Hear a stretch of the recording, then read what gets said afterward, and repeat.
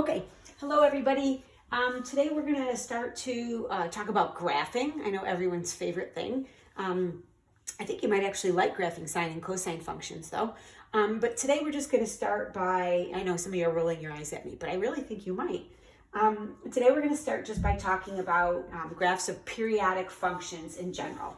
And you'll see how that is going to apply to sine and cosine functions next week when we start to talk about those graphs specifically. The best part of the day today, though, is that my fresh markers have arrived, and I'm so excited. I just ripped open the box. So here we go. Oh, look at that, a new marker. You guys know how excited I am, right? So periodic functions is what we are going to talk about today. So obviously the first question is, what is a periodic function? So I can give you a very mathematical definition, which I'm going to, and then we'll kind of translate it to English, and hopefully it'll make some more sense. So a periodic function exists if there is a positive p-value such that f of x plus p is equal to f of x for all x in the domain of f.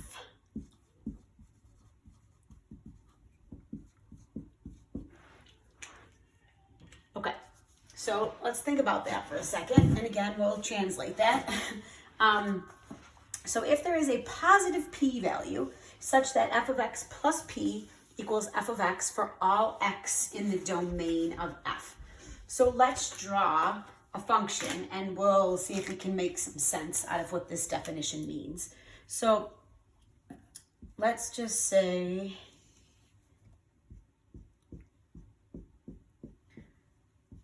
try and keep it sort of simple here. All right, so let's say I gave you a graph that looked like, obviously I can't make up a graph and talk at the same time.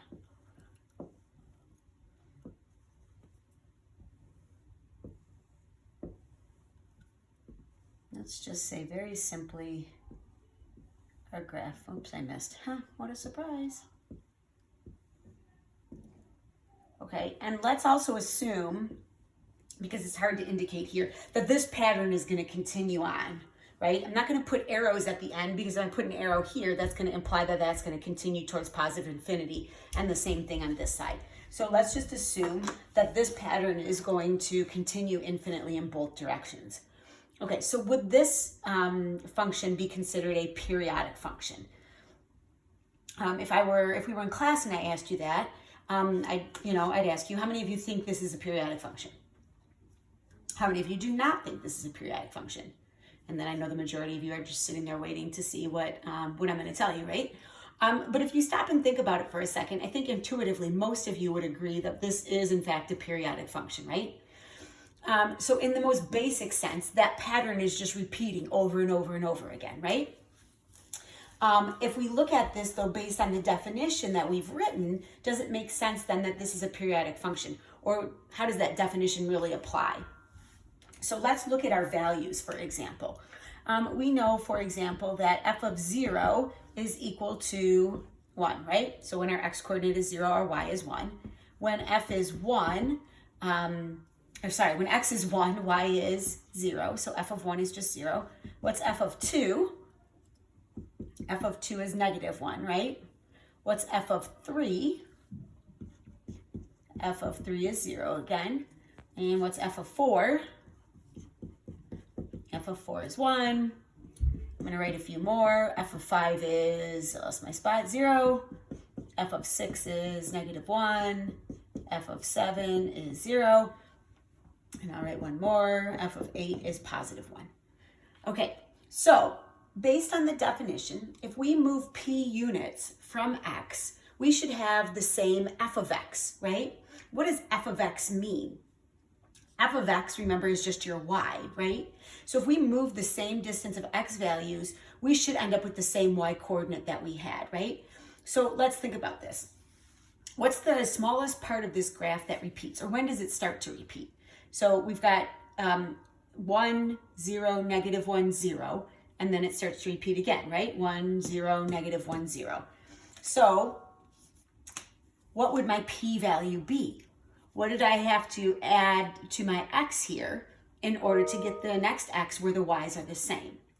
So in this case, right, these two are matching up, right? So if we think on the graph, that would be this point and this point, right? Oh, and I can use all of my colors now, yay. We would know then that these two would match up, right? So if we go next in this. So if I add 4 to this x value of 1, I get this x value of 5, and notice that the y values are the same, right? If we continue on in this most colorful way, f of 2, if I were to add 4 to 2, I would get 6. And are those y coordinates the same? Yes, they are. So here's f of 2, here's f of 6.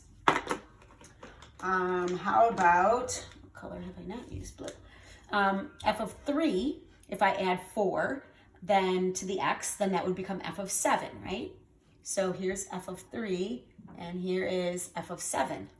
Okay, now what's going to happen? If we continue on, f of 4, if I add 4 to that x, I still get f of 8, right? And what do we notice about those two y coordinates? Those are the same. So this would match up to this, and so on and so forth, right? Does it work in the negative direction? Absolutely. If I take, for example, f of negative 2,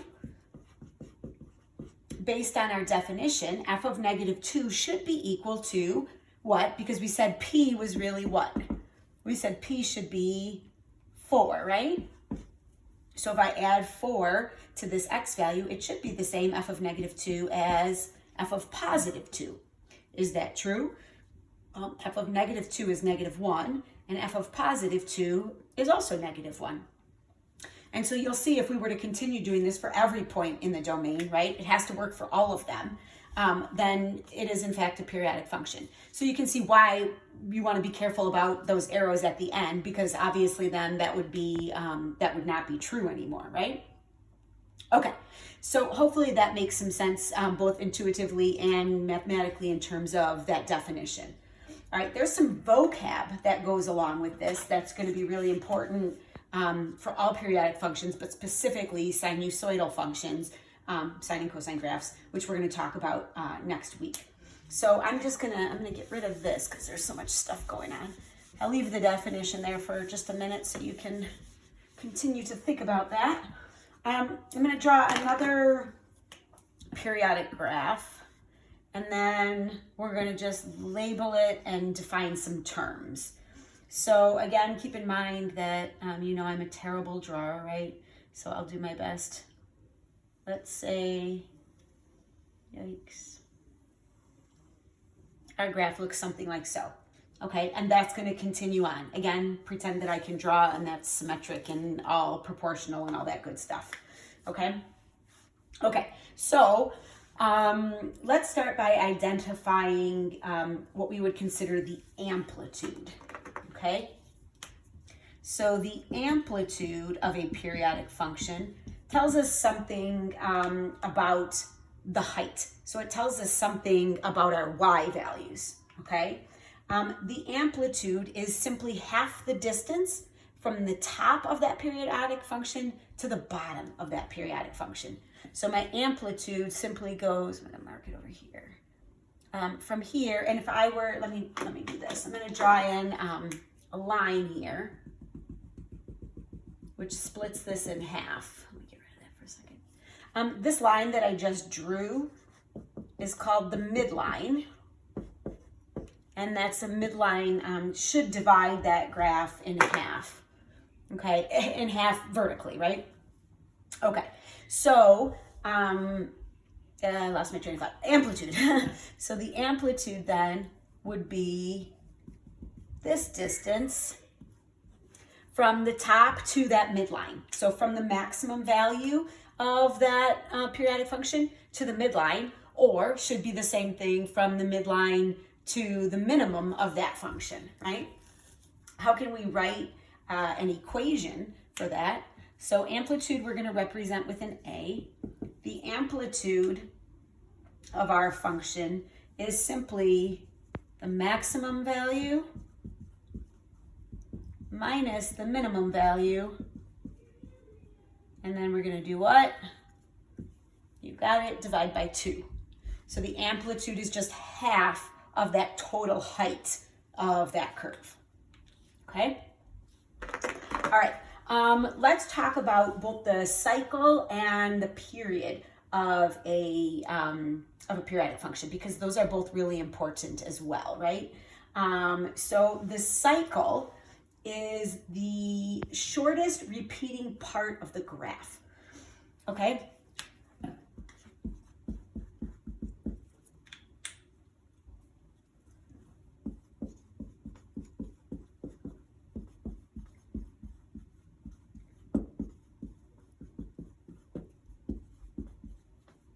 All right, now here's the thing that we need to remember about the cycle. You can start your cycle anywhere as long as you get one full repeating part of that graph. So it depends on what your eye sees. So for me, when I look at this, I see like a hill, right? So this from here to here would be one full cycle.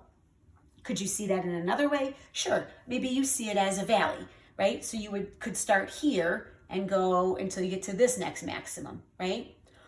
You could also see it as starting here at the midline and going whoop, until you get to that point, right? So there's different ways, depending on how you see the graph, that you could identify that cycle. No matter where you start your cycle and end it, right? If you've chosen the shortest repeating part of the graph, again, no matter where you start, you're always going to, it should always be the same length horizontally, right? So if I start here and end here, that length should be the same thing as if I start here and end here. That horizontal distance is going to be the same here as it is here, as it is here, if I do the two midline, or from midline, these 2 points. Okay? That horizontal distance is what we call the fundamental period.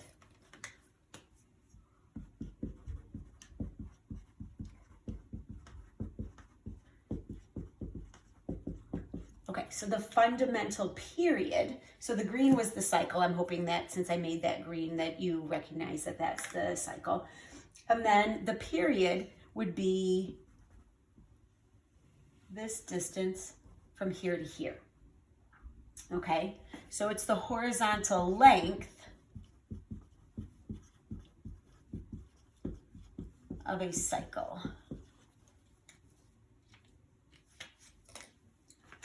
Okay, so hopefully that is good so far. So just some basic terms and definitions there. All right, now, so for today, we're not talking specifically about sine and cosine graphs. We're going to get to those. Obviously, those are both periodic functions. Otherwise, what would we be wasting our time talking about? Well, not wasting our time, but why would we be using our time to talk about periodic functions?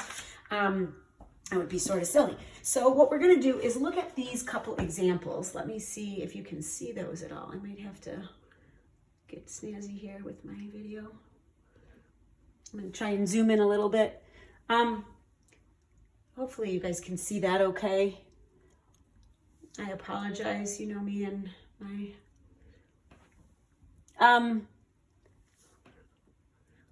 We'll do the best we can here. Okay. So let's go with this. So we've got some graphs here, and we want to decide, are they periodic or not? And if they are periodic, what's the period and the amplitude of that function, as well as can we evaluate it for a particular x value? So let's look at the first one. So is that first function periodic?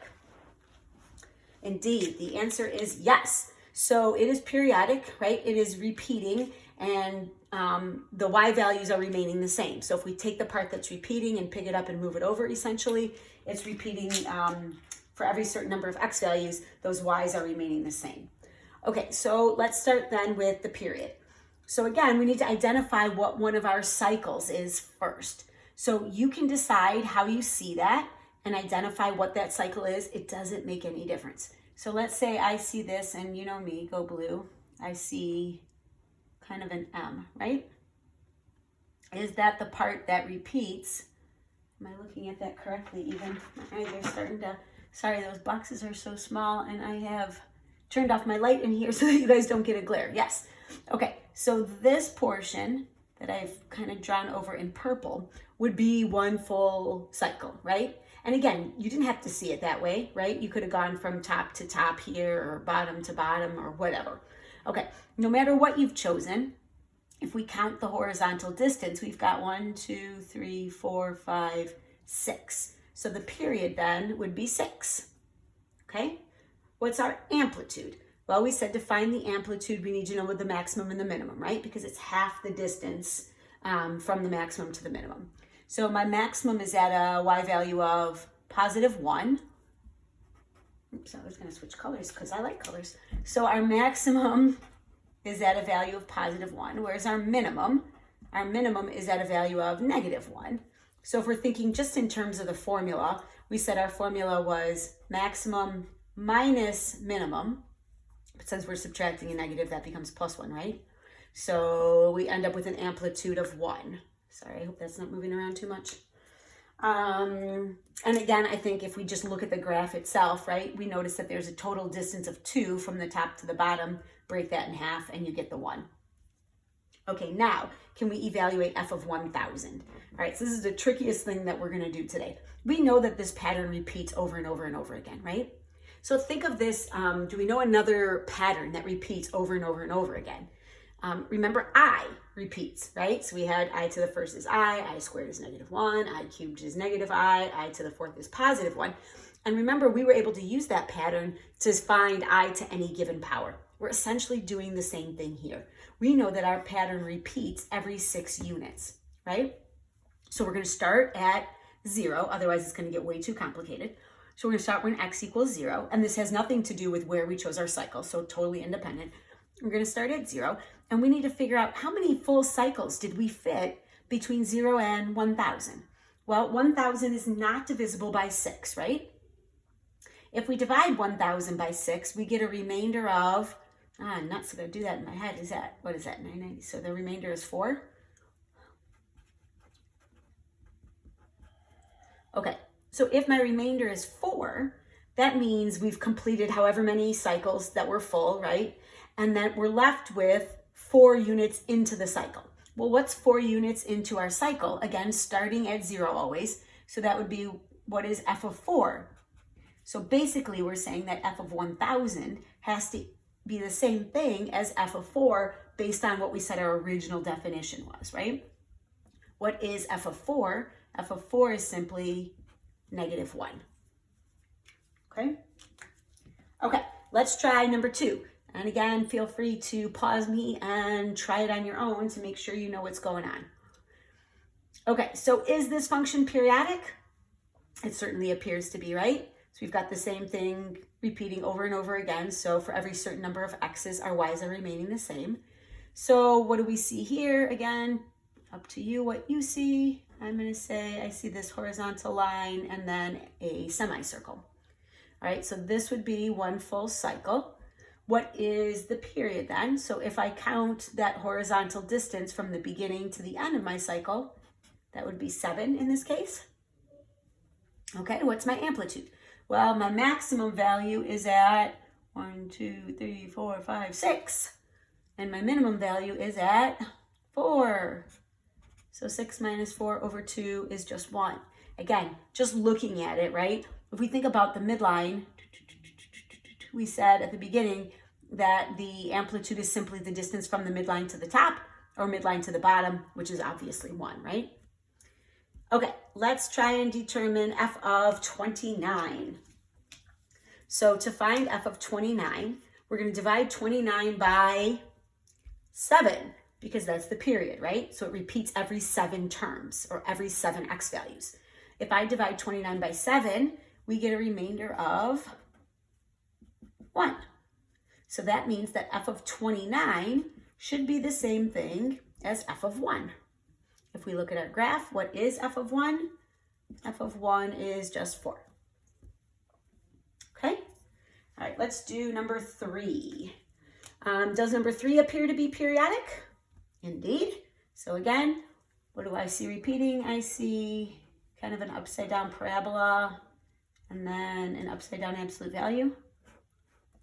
Again, doesn't matter where you start and end, right? Could have gone from peak to peak, could have done this piece to this piece, it doesn't matter. In any case, our horizontal distance is 6. Okay, how about the amplitude? Finally, our amplitude is no longer 1, right? So again, you can either think of it as drawing the midline and counting up or down. You can find the max and the min and just subtract, whatever makes you happy. Our maximum value is at what? Too many little boxes, 6. And our minimum value is obviously at 0. So that tells me that my amplitude should be 3. Again, if I think of my midline here, the distance from that midline to the maximum or midline to the minimum is 3 in either case. Okay, how about the, let's evaluate f of negative 36. Okay, so this time we're going to divide 36 by our period, because there are 6 repeating terms, right? Not really terms, but 6 repeating x values in our pattern here.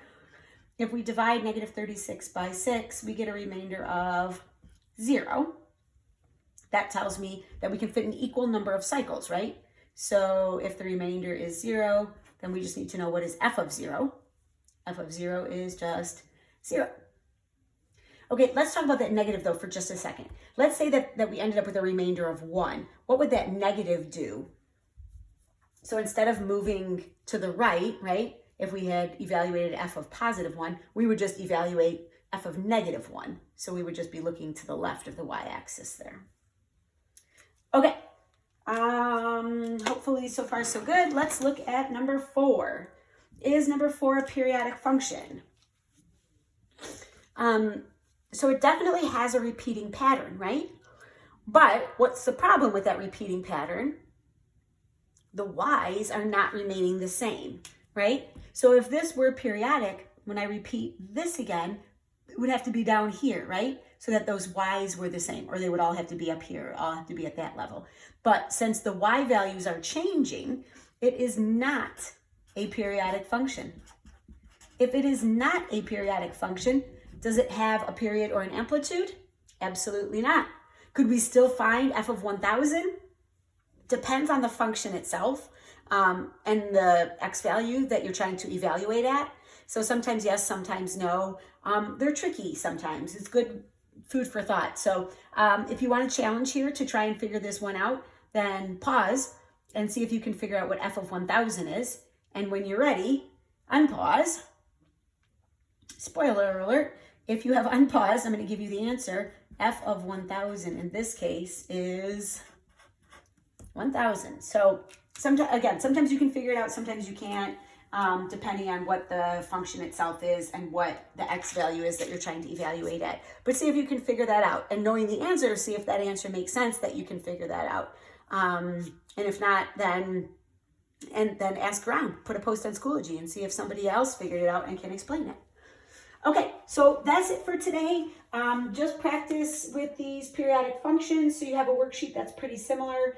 I will say one thing, though, just to clarify, because I know every year this causes some confusion, and since I am not there to remind you in class when you get to it, let me remind you now. Sorry, I'm digging for my worksheet here. But on your homework assignment, on the very last page, it looks something like this. And for number 14, 15, and 16, you're drawing graphs. And a lot of times people are confused. This graph at the top of the page is the graph that you're using for everything on this page. So for 14, when you're asked to graph y equals 2 times f of x, this graph up here is your f of x, okay? So just keep that in mind. And then hopefully you remember your transformations. Yay, because there are some transformations involved there, and looking at how do those transformations affect both the period and the amplitude of that function once it's been transformed. I know you guys are giddy with excitement. Okay, so good luck with that. If you have questions, let me know, and I look forward to seeing you guys soon. Take care.